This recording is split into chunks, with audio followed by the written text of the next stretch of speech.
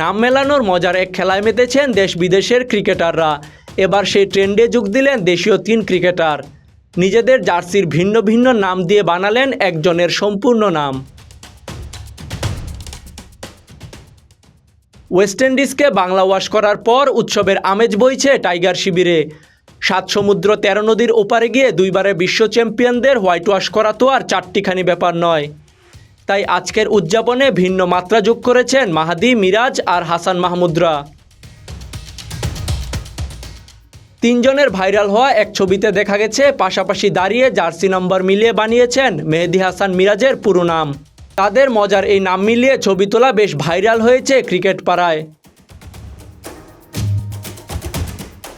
এভাবে নাম বানানোর খেলায় আগেও মেতেছেন ক্রিকেটাররা। নিউজিল্যান্ডের রাচিন রবীন্দ্র এবং জাদেজা মিলে বানিয়েছিলেন রবীন্দ্র জাদেজার পুরো নাম। আর পাকিস্তানের বাবর আজম এবং ব্যাটার আজম খান মিলে বানিয়েছিলেন বাবর আজমের নামের ডেমো। এছাড়াও কিউই আজাজ প্যাটেল এবং ভারতের স্পিনার আকসার মিলে তৈরি করেছিলেন আকসার প্যাটেলের পুরো নাম। মাঠের জয় পরাজয়ের রুদ্ধশ্বাস দ্বন্দ্বের মাঝে হরহামেশা এসব মজার কাণ্ড বেশ ভালোই উপভোগ করেন দেশ বিদেশের ক্রিকেটাররা। তাজিম আশরাফ, বিডি আর্কাইভ।